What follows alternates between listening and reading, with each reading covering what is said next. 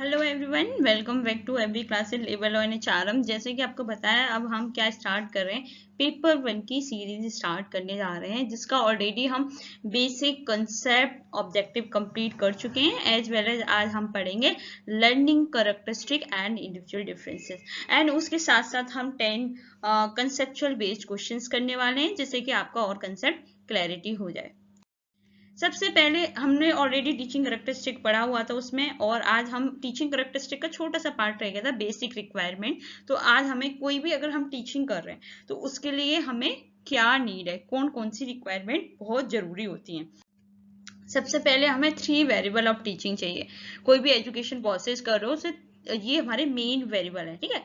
First one, एक बात बताओ, विदाउट टीचर आप कैसे सीखोगे? टीचर भी होना जरूरी है, लेकिन टीचर है लेकिन स्टूडेंट नहीं है तो आप किसको पढ़ाओगे? तो स्टूडेंट हो गया। एंड टीचर स्टूडेंट है लेकिन सब्जेक्ट मैटर क्या है, कौन से मेथड्स है, कैसे करना है, तो वो चीज भी होना 100% जरूरी है। तो कभी कभी एग्जाम में आपको ट्रैप कर देगा, इंडिपेंडेंट वेरिएबल कैसा होता है, डिपेंडेंट वेरिएबल कैसा होता है। तो जैसे कि आपको पता है, जो इंडिपेंडेंट वेरिएबल है वो हमारे कौन होते हैं? टीचर्स, क्योंकि टीचर ही डिसाइड करते हैं कि कैसे मुझे कोई भी सब्जेक्ट प्लान करना है, ऑर्गेनाइज करना है, एग्जीक्यूट करना है, ठीक है। मेथड्स क्या होंगी, स्ट्रेटेजी क्या होंगी, learning experience. Suppose I am a teacher, तो मुझे पता है ना कि मुझे बच्चों को नेट का प्रिपरेशन कैसे कराना है, तो आई एम ए इंडिपेंडेंट। और मेरे ऊपर कौन लोग डिपेंडेंट है? स्टूडेंट्स, लर्नर, क्योंकि जैसा मैं उनको जितना इफेक्टिव पढ़ाऊंगी उतना इफेक्टिव उनको रिजल्ट आएगा। तो यस, और जो हमारा उसी के बेसिस पर लर्नर मतलब स्टूडेंट हो गए। तो लर्निंग एंगेजमेंट परफॉर्मेंस डायरेक्टली किससे इन्फ्लुएंस हो रही है? हमारी प्लानिंग। मैंने कितने अच्छे तरीके से स्ट्रेटजी बनाई है बच्चों के लिए, कितने बेसिक से बेसिक कंसेप्ट मुझे पढ़ाना है, as well as advance concept पढ़ाना है। हर लेवल के बच्चे आते हैं कि किस तरीके से मुझे डिलीवरी देना है अपने बच्चों को, इंस्ट्रक्शन डिलीवरी। तो ये सारा क्या हो गया? Dependent variable. Why this is called dependent? Because it depend on teacher, मतलब जैसा मैं पढ़ाऊंगी वैसा ही आपका आउटपुट आएगा, ठीक है। तो ये 2 वेरिएबल हो गए। Then third was the intervening variable. Intervening variable क्या होता है? सब्जेक्ट मैटर, जिसके अंदर क्या आएगा? आपका सिलेबस आएगा, देन आपका करिकुलम आएगा, टीचिंग मेथड्स आएगा, इंस्ट्रक्शन आएंगे, लर्निंग एनवायरनमेंट आएगा। कैसा है? टीचर और स्टूडेंट तो हैं, अब इन्वायरमेंट कैसा है, कौन सा सब्जेक्ट है, क्या नॉलेज है, कैसे मुझे उनको नॉलेज प्रोवाइड करानी है, गैप जो बिटवीन हमारे जो टीचर और स्टूडेंट के बीच में जो गैप है उसको कैसे फुलफिल करना है, नॉलेज का गैप है, ठीक है। तो ये हमारे, और हमेशा याद रखना जो हमारा टीचिंग है वो हमारा ट्राइपोलर है, कभी कभी वो पूछ लेता है, ठीक है। देन फेजेस ऑफ टीचिंग कौन कौन से होते हैं? मेरा यही एक रहेगा क्वालिटी कंसेप्ट कि आपका कोई भी फाउंडेशंस जो यूनिट 1 का है कोई भी छूटेगा नहीं अगर आप इस सीरीज के साथ जुड़े रहेंगे तो देखो, अब एक है 3 फेज ऑफ टीचिंग की बात करूं तो अब इसमें हमारा क्या हो गया कि ये सिस्टमेटिक प्रोसेस। सबसे पहले टीचर क्या करेगा? प्री एक्टिव फेज, प्लानिंग करेगा। जैसे अभी मैं प्लानिंग करती हूँ कि मुझे बच्चों को कहाँ क्या पढ़ाना है, आरआरबी का कहाँ पढ़ाना है, बीपीएस एसओएचआर कहाँ पढ़ाना है, नेट का कैसे पढ़ाना है, देन बच्चों का फ्री वाला जो है हमारा पेपर बने उसको कैसे कंडक्ट करना है। तो ये क्या है? एक प्लानिंग है, प्री एक्टिव फेज है। अभी मैंने स्टार्ट नहीं किया, सिर्फ मैंने क्या किया कि पूरा लर्निंग ऑब्जेक्टिव क्या रहेंगे, सब्जेक्ट कौन सा रहेगा, कैसे मुझे डिसाइड करना है, कैसे मुझे पढ़ाना है, सारा मैंने प्लानिंग कर दी। Then come to the interactive phase. Interactive phase हो गया हमारा education stage. This is the actual classroom interaction, जहां पे आप एक्चुअली स्टार्ट करो। जैसे अभी मैं लाइव क्लास लेती हूँ बच्चों को, अपना अलग अलग जो हमारे बैच है उनमें क्लासेस चल रही हैं, तो ये क्या हो गया? एक्चुअल क्लासरूम इंटरेक्शन हो गया। It involve the presentation of the classroom, verbal non verbal communication, asking question, addressing student out in real time. Yes, बच्चों को कोई भी क्वेरी होती है तो वो डायरेक्ट चैट बॉक्स पे पूछ लेते हैं, ठीक है। वर्बल नॉन वर्बल सारे इंक्लूडेड होते हैं। तो ये हो गया हमारा interactive phase. Then come to the proactive phase. Proactive phase होता है हमारा इवोल्यूशन स्टेज। इवेल्युएशन स्टेज क्या होती है कि जब मैंने आपको पढ़ा दिया, देन अब मैं क्या करूंगी, जो अब मैं आपसे क्वेश्चंस पूछूंगी। जैसे अभी मैंने आपको कंसेप्ट पढ़ा दिया, मैं आज आपको लर्नर कैरेक्टरिस्टिक के पढ़ाऊंगी, देन बाद में मैं आपसे क्वेश्चंस पूछूंगी, जिससे मुझे पता चलेगा कि यस आप उन क्वेश्चंस का आंसर दे पा रहे हो या नहीं दे पा रहे हो। तो हमेशा याद रखना, हमारे जो टीचिंग के फेजेस होते हैं वो 3 ही होते हैं, ठीक है। Then other essential requirement of the effective teaching. अब ये तीन तो हमने पढ़ी है, प्रो एंड एजुकेशन एंड हमारा पोस्ट। एंड अब और कौन कौन से हैं कि अच्छी टीचिंग हो उसके लिए क्या चाहिए। पहली बात तो आपका प्रोफेशनलिज्म एंड सब्जेक्ट मास्टरी। देखो आपको जब तक सब्जेक्ट का मास्टर नहीं है, आप जब तक अपने सब्जेक्ट में एक्सपर्ट नहीं हो, आप टीचर नहीं हो सकते। एक अलग बात है, क्योंकि देखो अगर हम किसी बच्चे को पढ़ा रहे हैं तो हमें उसका मास्टर होना जरूरी है। फॉर एग्जाम्पल मैं आपको नेट का प्रिपरेशन करा रही हूँ, इसका मतलब मैंने उसे बहुत बार एग्जाम दिया हुआ है, उसका पैटर्न डिकोड है, एज वेल एज क्वालिफाई किया हुआ है, ठीक है। तो जब भी आप उसको अंडरस्टैंडिंग होगा, सब्जेक्ट मैटर का नॉलेज होगा, देन उसका पेडागोगिकल एंडागोगिक जो स्किल होंगे कि बच्चे को कैसे रिकॉर्ड करना है, उसके लिए आपको सब्जेक्ट मास्टरी होना बहुत जरूरी है। दूसरा, clear instruction objective.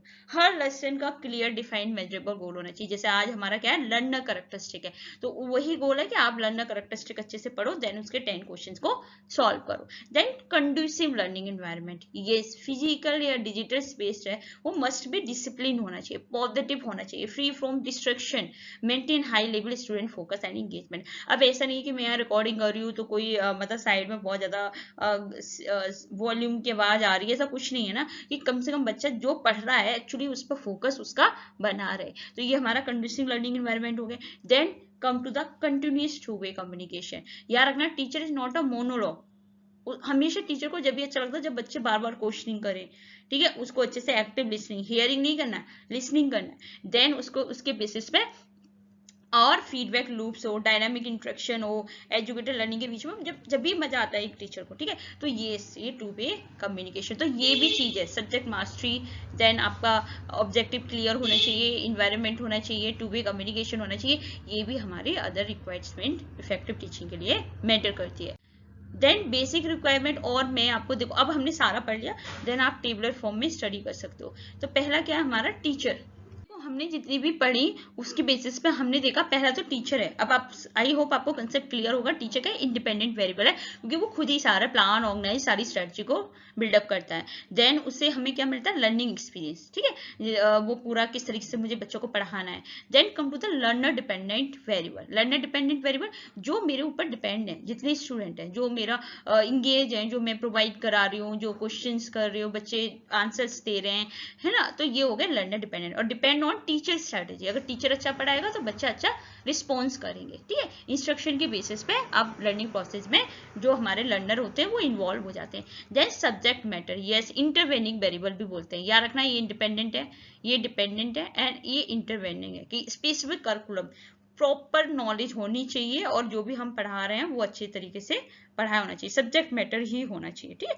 Then form of connective bridge knowledge and interaction between teacher and learner, मतलब जो टीचर को, जो बच्चों को पहले से आता है उससे कनेक्ट करके हमें आगे की नॉलेज को डिलीवर करना चाहिए। देन कंड्यूसिंग इन्वायरमेंट, यस, मैंने आपको बता दिया, प्रॉपर उसमें कोई भी नॉइजेस नहीं होना चाहिए, कोई भी बैरियर्स नहीं होना चाहिए, एकदम जैसे कि बच्चे सारे फोकस करें, सेफ, एक्सेसिबल, डिस्ट्रैक्शन फ्री होना चाहिए। पेडागोगिकल टूल, यस, टीचर को पढ़ाना आना चाहिए, टेक्नोलॉजी यूज करना चाहिए, किस तरीके से मैं विजुअल एड्स, प्रैक्टिकल मॉडल्स के थ्रू आप लोगों को पढ़ा चुकी। तो आपने देखा होगा मेरी पीपीटी में एक आपको चीज मिलेगी कि मैं आपको डायग्राम के थ्रू भी समझाती हूँ, ठीक है, जिसके आपके माइंड में ज्यादा से ज्यादा टाइम तक रिकॉर्ड रहे। Then discipline and management, yes, rule, routine, behavior, expectation, learning environment, proper discipline। जब तक एक proper discipline environment नहीं होगा, जब तक आप अच्छे से लर्न नहीं कर सकते। देन अब हम पढ़ेंगे बेसिक, जो आज का टॉपिक है, लर्नर कैरेक्टरिस्टिक। तो आपको पता है जितने भी हमारे अडल्ट और अडोलसेंट लर्नर हैं उनके 4 फाउंडेशन होते हैं, 4 पिलर के बेसिस पे ही हम कैरेक्टरिस्टिक निकालते हैं। तो पहला हमारा cognitive, then academic, then social and emotional. इनका हम अडोलसेंट और अडल्ट का डिफरेंट पढ़ेंगे। अच्छा, कॉग्निटिव क्या होता है, मैं ऐसे बेसिक्स आपको बता देती हूँ। मेंटल प्रोसेस होता है, जैसे आपका IQ हो गया, रीजनिंग हो गया, आपकी स्ट्रेटजिक थिंकिंग हो गई, अटेंशन कितना आप मेमोरी में याद रखते हो, वो सारा आपका क्या हो गया, कॉग्निटिव हो गया। देन एकेडमिक क्या हो गया आपका, स्टडी हैबिट्स, ठीक है, प्रायर नॉलेज क्या है, लर्निंग का पेस क्या है, आपका रीडिंग लेवल क्या है, ये सारा आपका क्या हो गया, एकेडमिक हो गया। देन सोशल क्या होगा, पीयर इन्फ्लुएंस, आप अपने ग्रुप से किस तरीके से इन्फ्लुएंस होते हैं, लीडरशिप क्या है, कोलैबोरेशन क्या है, टीम में किस तरीके से इन्वॉल्व हो। And last one is the emotional, psychological, ठीक है, मोटिवेशन लेवल कैसा है, एंजाइटी, अगर आपको काम नहीं होता, फेलियर होता है, आपको कितना हाई लेवल स्ट्रेस होता है। देन आपका एटीट्यूड कैसा है। तो ये हमारे 4 पिलर हैं जिसके बेसिस पे हम अडल्ट और अडोलसेंट के कैरेक्टरिस्टिक को अच्छे से पढ़ेंगे। डायमेंशन मैंने आपको बता दिया, अगर लर्नर कैरेक्टरिस्टिक की एकेडमिक बता दिया, जिसमें हमें एकेडमिक होता है प्रायर नॉलेज के बेसिस पे, एजुकेशन बैकग्राउंड के बेसिस पे, तो reading level, training pace and familiarity. Then cognitive का बता दिया, मेंटल प्रोसेस, कैसे आप अपनी मेंटल में कोई भी प्रॉब्लम को सॉल्व करते हो, आपका आईक्यू कैसा है, ये सारी चीजें देखता है।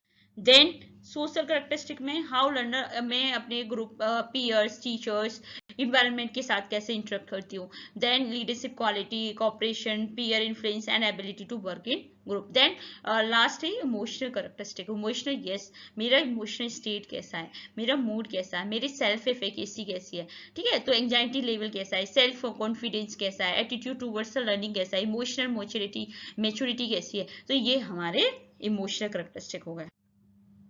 अब हम पढ़ेंगे अडल्सेंट के, वो कहीं ना कहीं आपको मैच द फॉलोइंग में या फिर आपको ट्रू फॉल्स में आपको कहीं ना कहीं इसमें ट्रैप कर देता है अडल्सेंट के कैरेक्टरिस्टिक में। तो सबसे पहले हम अडल्सेंट, पहली बात तो आपको पता चल होना चाहिए अडल्सेंट कौन से होते हैं। अडल्सेंट होते हैं जिन्होंने अपनी 18 ईयर की एज कंप्लीट नहीं करी, ठीक है, 18 ईयर के बाद वो हमारे अडल्ट कहलाते हैं। 14 to 18 हमारे जो होते हैं उसके बीच के अडल्सेंट कहलाते हैं।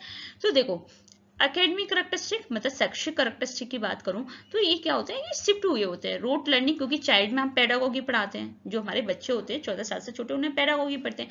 देन अब यहाँ पे क्या होगा, rote learning to meaningful learning में ये शिफ्ट हुए होते हैं इस स्टेज में।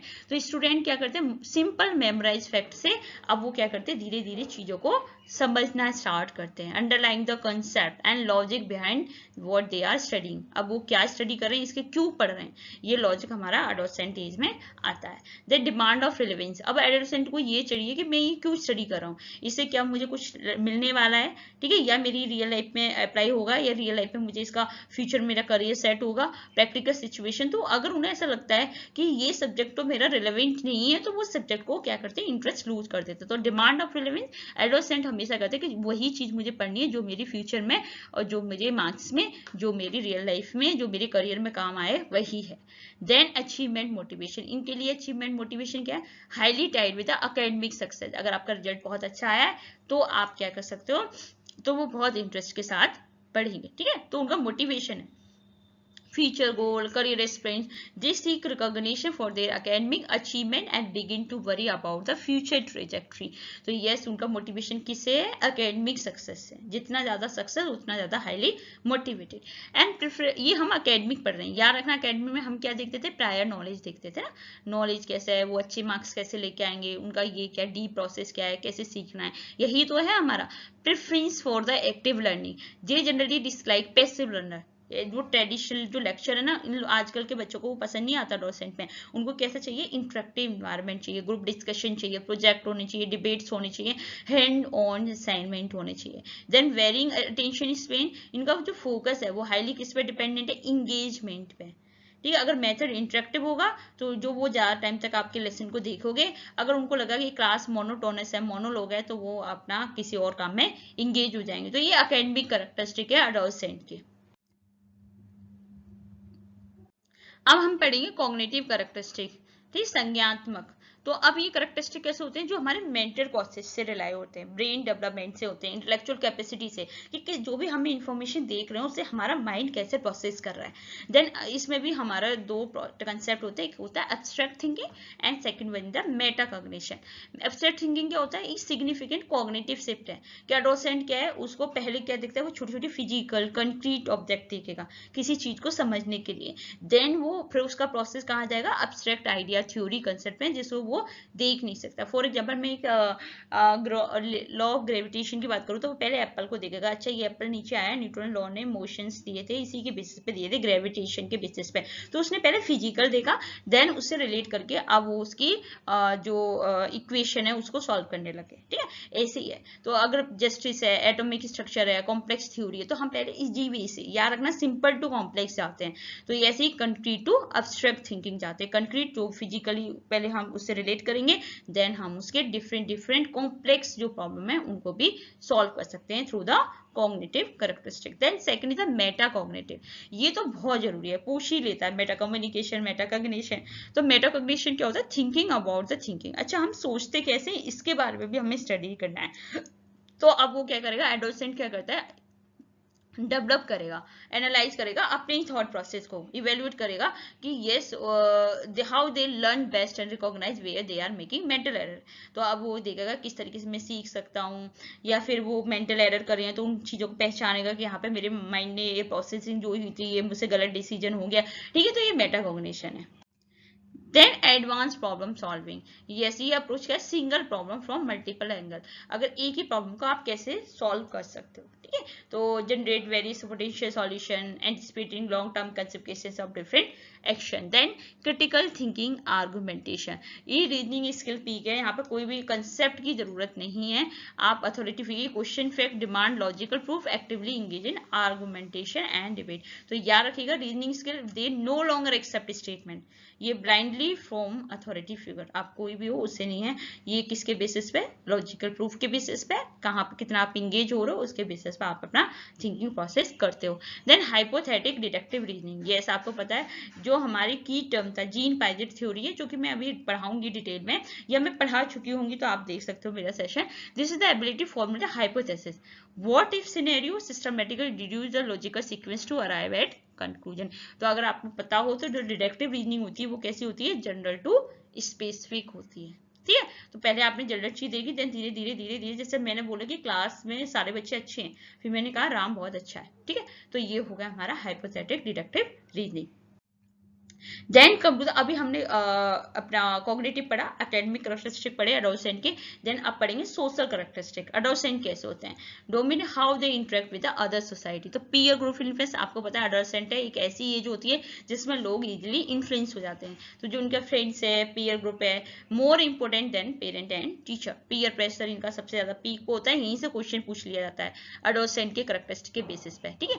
They have a strong Dzire, उनको लगता है कि सोसाइटी में रह रहा हूँ, ग्रुप में रह रहा हूँ, वहाँ लोग मुझे एक्सेप्ट करें, अप्रूवल हो मेरा वहीं से, जैसे मैं इस ग्रुप से हूँ, मतलब उनका पेरेंट्स टीचर से भी ज्यादा उनका फ्रेंड सर्कल पे ज्यादा इन्फ्लुएंस रहता है।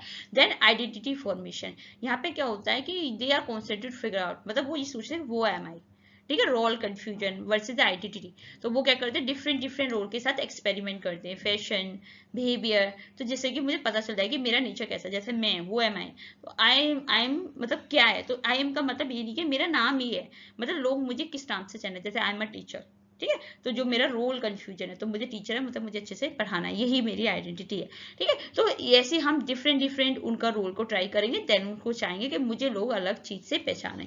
Then hero version, they tends to idealise celebrity, वे हमेशा उनकी देखा, आपने देखा होगा क्रिकेटर के फ्रेंड्स होते हैं एडोसेंट में, स्पोर्ट स्टार्स के, इवन टीचर्स, बहुत अच्छे टीचर्स है तो उनको भी पसंद करते हैं, तो वो ना हमेशा आइडलाइज मानते हैं सेलिब्रिटी को, स्पोर्ट स्टार्स को, टीचर्स को, और उन्हीं की लाइफ स्टाइल को इमिटेट करने की कोशिश करते हैं, लाइफ स्टाइल को, थॉट्स को, अपीयरेंस को, उनको ऐसा लगता है कि ये एक्टर मुझे पसंद है तो मुझे इसे कॉपी करना है। ये डिजायर फॉर इंडिपेंडेंस, आप समझ रहे हो 18 ईयर, मतलब सिर्फ उन्होंने 12th क्रॉस किया है, तो सोचो उनका जो पीयर प्रेशर है ना, उनको ये मुझे शाहरुख खान पसंद है, किसी को शाहिद कपूर पसंद है, किसी को पंकज त्रिपाठी पसंद है, तो यही है हीरो वर्शिप है, अब उन्हीं के जैसा उन्हें रहना है, लाइफ स्टाइल जीनी है।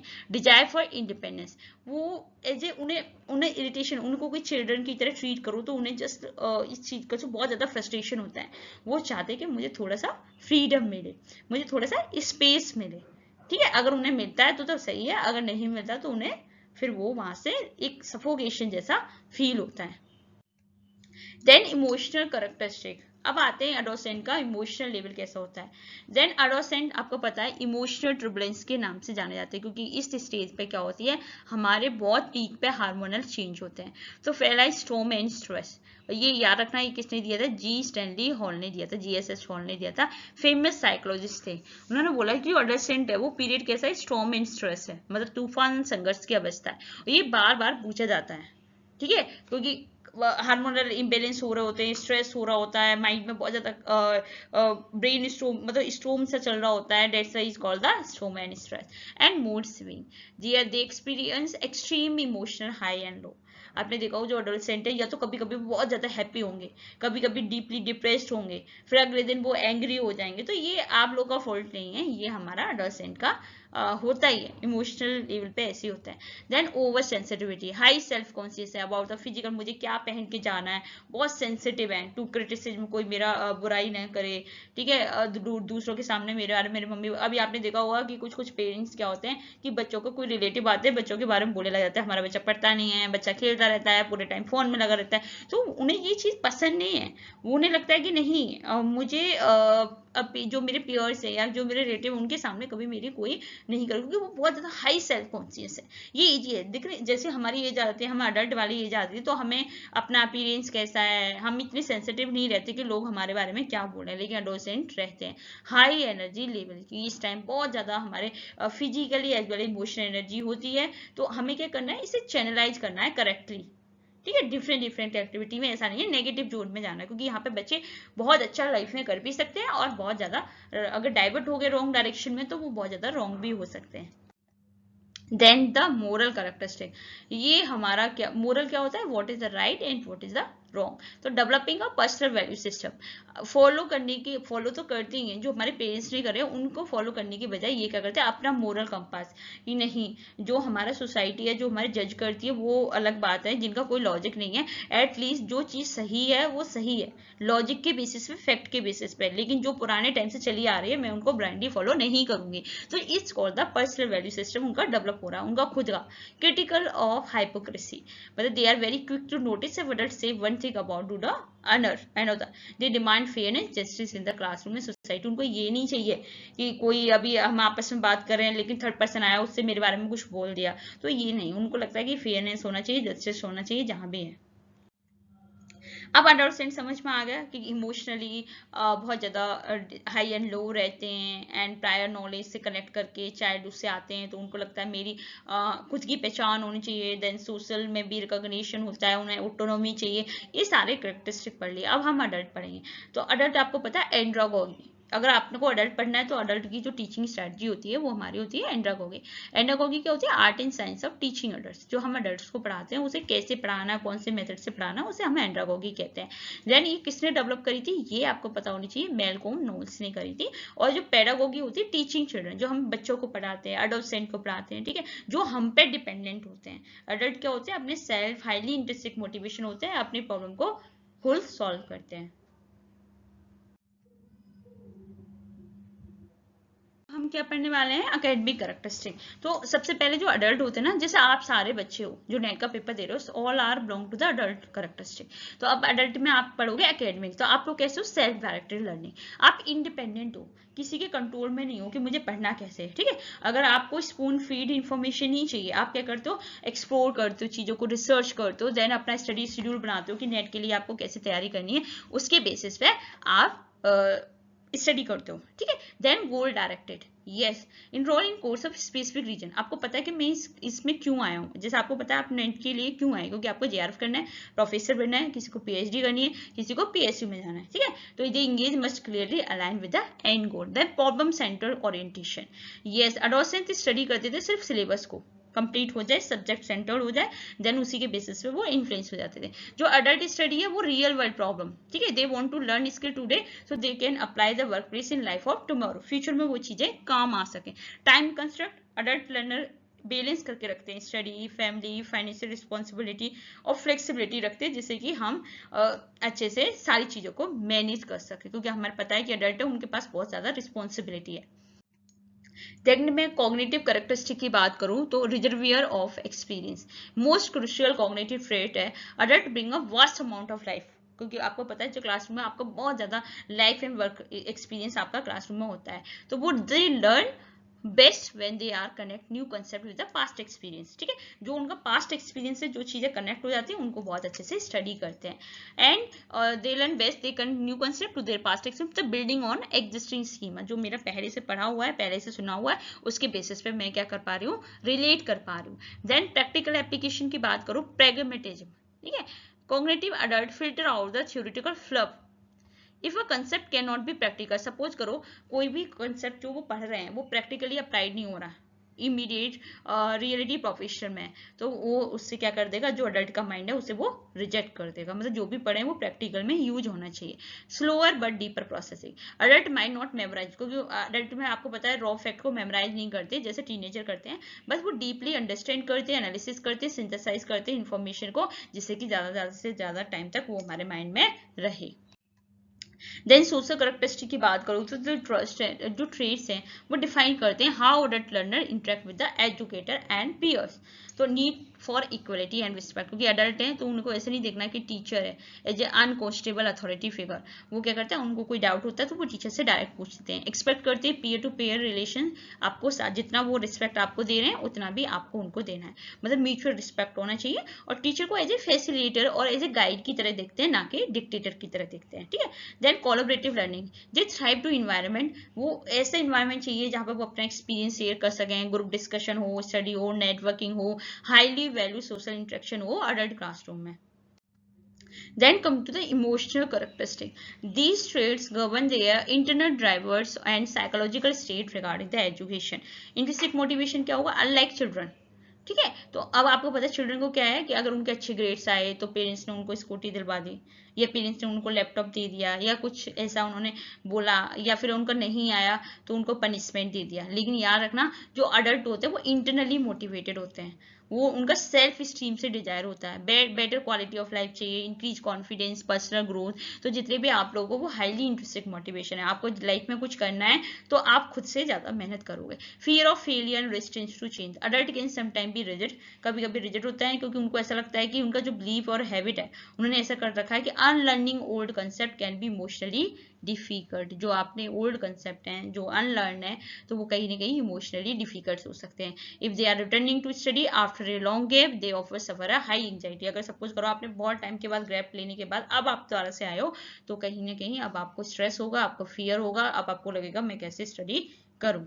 देन एडल्ट से अब आपको एक तरह इतना अडोसेंट लर्नर अडल्ट लर्नर हमने पूरा पढ़ लिया। ये सब्जेक्ट सेंटर होता है, ये प्रॉब्लम सेंटर होता है, ये एक्सट्रिंसिक होता है मार्क्स पेरेंट्स, एंड ये इंट्रिंसिक होता है करियर ग्रोथ, डिपेंडेंट टीचर्स होता है, ये सेल्फ डायरेक्टेड होता है, एंड इंडिपेंडेंट होता है, ये ब्लैंक स्टेट होता है, इसे गाइडेंस की जरूरत है, उसके बिना ये कुछ नहीं कर सकता लाइफ में। ये रीच एक्सपीरियंस होता है, इनके पास्ट इन्फॉर्मेशन इनफ होती है। देन ये पास एग्जाम के लिए कर सकते हैं, इमीडिएट एप्लीकेशन अपने स्किल्स को सॉल्व करने के लिए करते हैं। अब मैं बात करूं इंडिविजुअल डिफरेंसेस की। अभी ये बहुत ज्यादा इंपॉर्टेंट टर्म है जो कि नया है, और इसे क्योंकि पूरे सारे टीचर एक जैसी मेथड नहीं फॉलो कर सकते, इसलिए हमें डिफरेंट डिफरेंट स्ट्रेटजी फॉलो करनी पड़ती है। तो अब देखो अगर मैं बात करूं आपसे किसकी बात करूं, इंडिविजुअल डिफरेंस क्या होता है कि एजुकेशन साइकोलॉजी कंसेप्ट है individual difference state no two learner are exactly alike, दो लर्नर एक जैसे नहीं हो सकते। Even identical twin have variation in their learning speed, interest, emotional response, understanding the ensure that teacher does not use a one size fit all approach, एक जैसा method आप सबके लिए फॉलो नहीं कर सकते।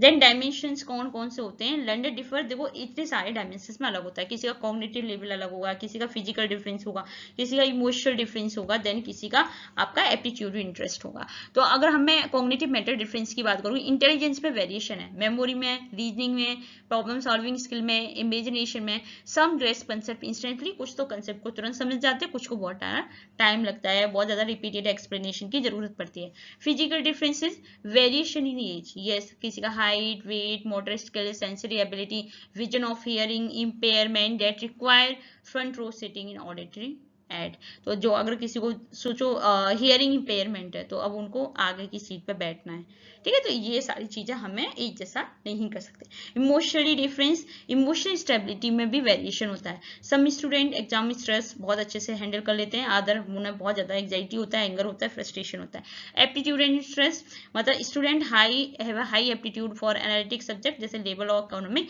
But zero interest in historical fact. तो हर किसी का अलग अलग है, इसलिए टीचर हमेशा क्या करता है, अलग अलग स्ट्रेटजी फॉलो करता है, जिसमें हमारे जो बेसिक स्टूडेंट्स हैं वो भी अच्छे से पढ़ सके, जो एडवांस हैं वो भी अच्छे से पढ़ सके। लर्निंग स्टाइल की वार्क मॉडल है, इसे टीचर्स को फॉलो करना पड़ेगा, करना चाहिए। Visual, V stand for visual, A stand for auditory, and R stand for read and write, and K stand for kinesthetic। Visual क्या होता है, learn through the charts, diagram and reading। आप chart, diagram, reading के through, ठीक है, पढ़ा सकते हो। लिसनिंग, डिस्कशन, लेक्चर के थ्रू पढ़ा सकते हो, टेक्स्ट बुक और डिटेल नोट्स के बेसिस पे, डूइंग प्रैक्टिकल एप्लीकेशन के बेसिस पे। Then cause of individual differences, होता क्यों है individual difference? Heredity and environment.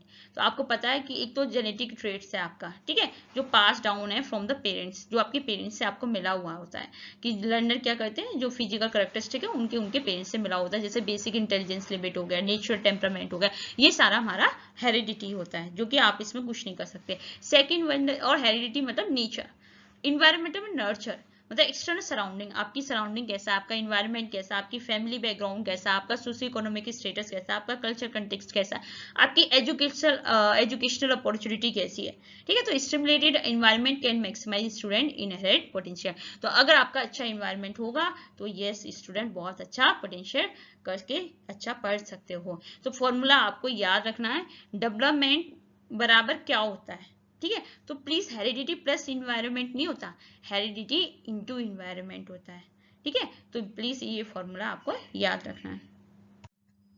Education implication की बात करूं, टीचर रोल की बात करूं, तो डिफरेंशिएशन इंस्ट्रक्टर, ठीक है। अब टीचर का क्या रोल है, तो आपको पता है आप सिंगल टीचिंग मेथड्स फॉलो नहीं करना है, आपको mix lecture, visual slides, interactive question answer, जिससे कि डिफरेंट लर्निंग स्टाइल उसमें सारी हों। दूसरा flexible curriculum, syllabus assignment offer some flexibility student, जिससे कि वो अपने एक्सप्लोर कर सके टॉपिक को अपने इंटरेस्ट और अपने पेस के बेसिस पे। प्रॉपर असेसमेंट, टीचर को जज नहीं करना सारे स्टूडेंट्स को कि एक मैट्रिक्स ले ली, अगर इसमें जो अच्छा किया वो इंटेलिजेंट है, नो। फॉर्मेटिव असेसमेंट लो, कंटिन्यूस फीडबैक लो और ट्रैक करो इंडिविजुअल की progress rather than the compare student against the one another. Then grouping using a mix homogeneous group, मतलब आपको क्या करना है कि स्पेसिफिक टास्क को बहुत सारे स्टूडेंट को एक साथ मिक्स कर दो। And heterogeneous group, different different जो कैपेबिलिटी है उनको एक साथ कर दो। जैसे अगर हम पीपीटी का ग्रुप बनवाते थे तो हमने क्या करते, जिसका एक पीपीटी स्किल अच्छा है उसको लो, जिसका वोकल अच्छा है उसको लो, जिसका कम्युनिकेशन अच्छा है उसको लो, और जिसको कंप्यूटर बहुत अच्छे चलाना आता है उसको लो। तो सब लोग जब एक साथ में काम करते तो एक दूसरे से लर्न करते हैं। अब हम क्या स्टडी करने वाले हैं, अब हम पढ़ने वाले हैं इंडिविजुअल डिफरेंस कितने टाइप्स के होते हैं, ठीक है। तो अगर जैसे आपको पता हो, पहला होता है हमारा इंटर इंडिविजुअल डिफरेंसेस, मतलब अंतर व्यक्तिगत विभिन्नता, मतलब दो लोगों के कंपेयर करके देखेंगे तो दोनों लोगों में जो डिफरेंस पाया जाता है उसे बोलते हैं इंटर। तो आप कभी इंट्रापर्सनल या internet, intranet, inter communication, intra communication याद रखना। इंटर मतलब विद इन 2%, इंट्रा मतलब विद इन सेम, इस तरीके से इस कोडिंग को हमेशा माइंड में कैप कर लेना। देन इंटर इंडिविजुअल डिफरेंसेस क्या होते हैं कि refers the difference between two और more different learner. For example मैं ये कहूँ कि मेरा जो ए लर्नर है वो बी से ज्यादा अच्छा है, राम श्याम से ज्यादा अच्छा है, या वो राम ज्यादा एक्सट्रोवर्ट है कंपेयर टू द श्याम, तो ये हो गया inter individual difference. Intra individual difference हो गया difference within the same learner across the different skill and time periods, मतलब single student not equally good at everything. Suppose करो मैं मैथ में बहुत अच्छी हूँ, लेकिन हो सकता है मेरा जो कम्युनिकेशन स्किल है वो बहुत डाउन हो, तो ये बोलाता है हमारा कि हम हर इंसान हर चीज में परफेक्ट नहीं हो सकता, ठीक है। ये होता है, देखो इंटर इंडिविजुअल मतलब 2% है, ये बहुत ज्यादा एक्सपर्ट पर्सनैलिटी है, ये इंट्रोवर्ट पर्सनैलिटी स्लो लर्नर है, एंड ये एक स्टूडेंट से दूसरे स्टूडेंट से अलग होना, याद रखना। इंट्रा मतलब एक ही स्टूडेंट के अंदर अलग अलग स्किल होना, मैथ में बहुत अच्छा है लेकिन लैंग्वेज उसका बहुत वीक है, जैसे हमारा इंग्लिश फॉन्ट बहुत वीक है एंड अपना स्किल अपना जो डोमेन है वो बहुत अच्छा है, तो ये होता है हमारा intra individual.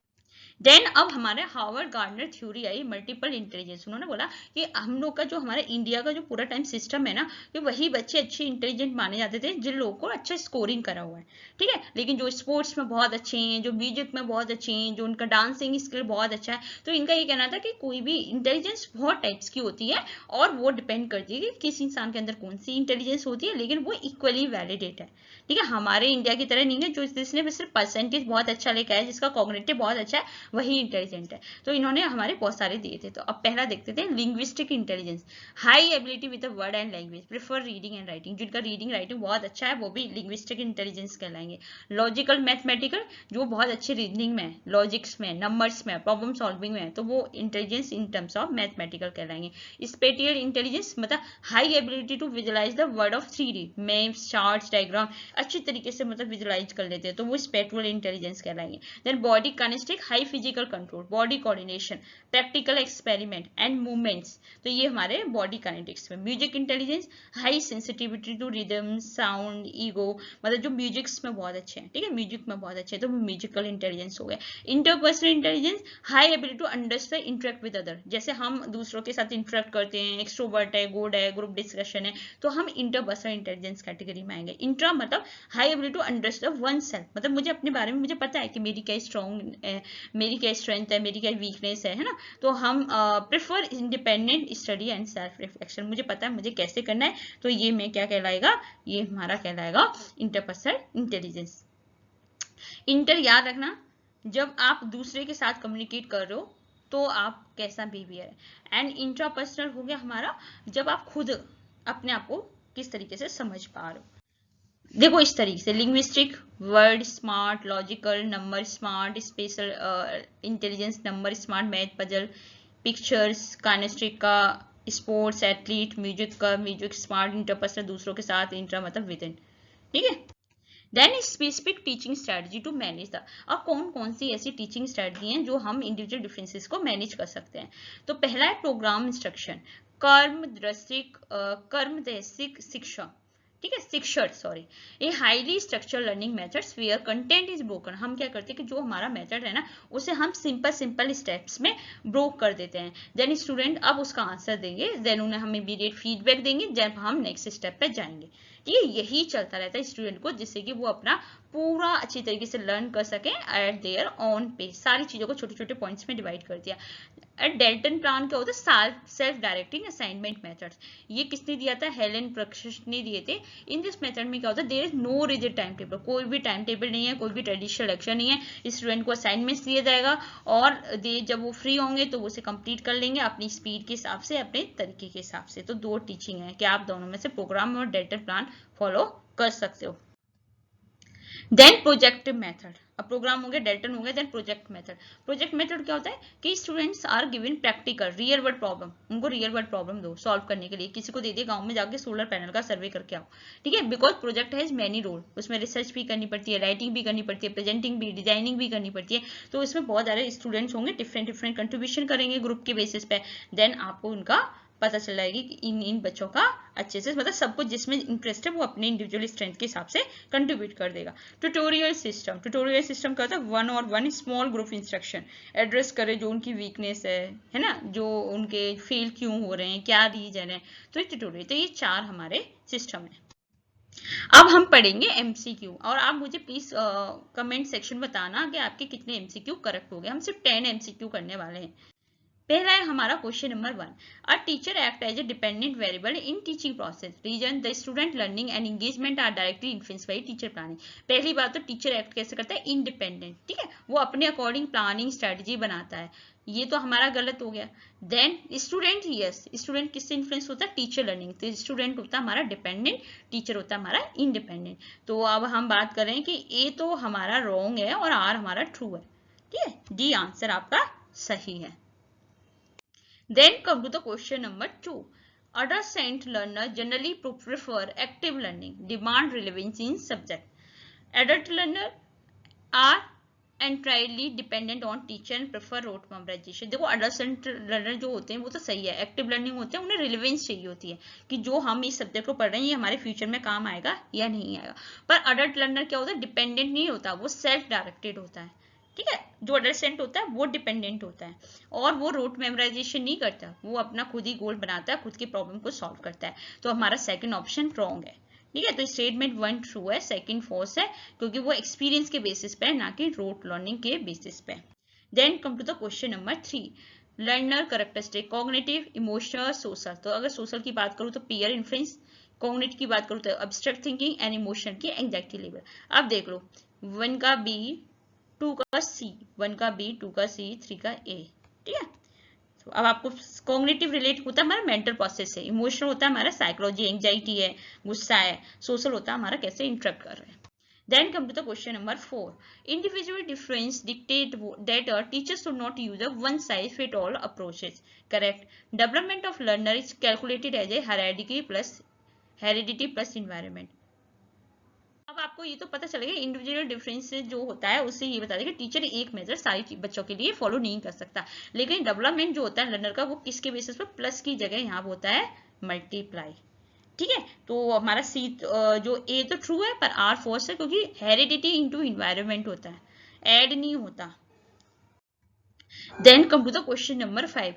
According to Jane Paget cognitive ability formula, what if scenario systematically deduce logical sequence is known as a, क्या कहलाएगा, abstract accommodation, meta cognition, rote memorization, hypothetic deductive reasoning। ठीक है, तो अगर आपको पता हो कि ये जॉन पेजेंट ने दिया था वो हाइपोथेटिक डिडक्टिव रीजनिंग कहलाती है। ये शिफ्ट होती है एडोसेंट, जहां पर कोई भी फिजिकल ऑब्जेक्ट की जरूरत नहीं होती, वहां से फिजिकल से वो कॉम्प्लेक्स थ्योरी के बेसिस पे आगे की तरफ जाएगी। ठीक है, then come to the question number 6, match the Harvard Gardner multiple intelligence. Linguistic हमारा हो गया रीड एंड राइट, 1 का बी देखो दो जगह, कानिस्टिक का होता है फिजिकल मूवमेंट, 3 का सी, 1 का बी, 3 का सी, एंड स्पेटिकल होता है विजुअलाइजिंग डायग्राम्स वगैरह, तो 1 का बी, 2 का ए, 1 का बी, 2 का ए, 3 का सी।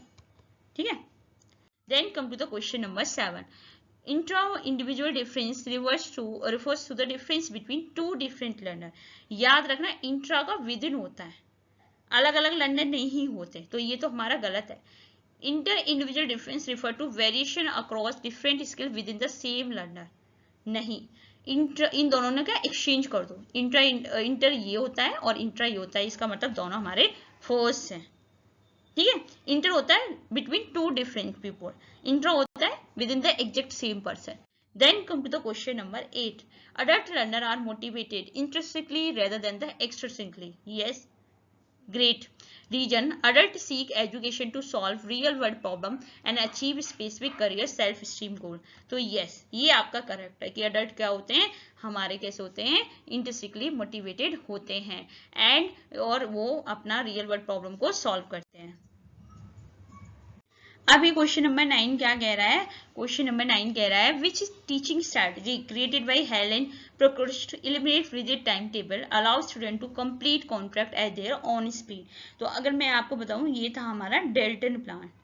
ठीक है, तो अब आपको क्या करना है, देखो ये चारों मेथड हैं जो टीचिंग पढ़ाता है। ठीक है, ये चारों स्ट्रेटजी, प्रोग्राम इंस्ट्रक्शन मतलब आपने उन चीजों को, बड़ी बड़ी कॉम्प्लेक्स चीजों को डिवाइड कर दिया छोटी छोटी चीजों में, देन उनको सॉल्व करने के लिए दे दिया। प्रोजेक्ट, आपने प्रोजेक्ट दे दिया और वो बच्चे ग्रुप में अपने अकॉर्डिंग कंप्लीट कर रहे हैं। ठीक है, ट्यूटोरियल जो वीकनेस है उसका 1-to-1 इंट्रैक्शन कर दिया। डेल्टन में क्या कर दिया कि आपने असाइनमेंट दे दिया, वो अपने अकॉर्डिंग जब उन्हें फ्री मिलेगा उसके बेसिस पर वो सॉल्व कर सकते हैं। Then last questions. Question number 10. Metacognition is defined as a thinking about the thinking. Correct. Psychologist G. Stanley Hall describe adolescence as a period of trauma and stress. Yes, दोनों correct है, क्योंकि आपको पता है metacognition evaluate करता है अपनी learning को। ठीक है, होल क्या करता है, स्टॉर्म एंड स्ट्रोस का उसने दिया था कि इमोशनल ट्रबुलेंस है। एडोलसेंट में क्या होता है, हार्मोनल बहुत ज्यादा हाई एंड लो होते हैं, जिसके कारण बहुत ज्यादा इमोशनल ट्रबुलेंस फील करते हैं। देन अब आपका जो हमारा देखो एक हमारी सीरीज का सेकंड वीडियो है, फर्स्ट वीडियो में हमने सारे मैक्सिमम प्रिंसिपल ऑब्जेक्टिव कंसेप्ट पढ़ाए थे, देन आज हमने लर्नर कैरेक्टरिस्टिक पढ़ाए हैं। ऐसे ही हम एक टॉपिक को बहुत डिटेल में स्टडी करेंगे कि जो बच्चे फर्स्ट टाइम भी स्टडी कर रहे हैं उनका कंसेप्ट अच्छे से क्लियर होगा। आई होप आपको कंसेप्ट अच्छे से समझ में आ रहा हो। प्लीज मुझे कमेंट सेक्शन में जरूर बताना कि आपके 10 में से कितने क्वेश्चन के आंसर आपने करेक्ट दिए। Thank you so much, keep supporting and sharing and see you in the next class.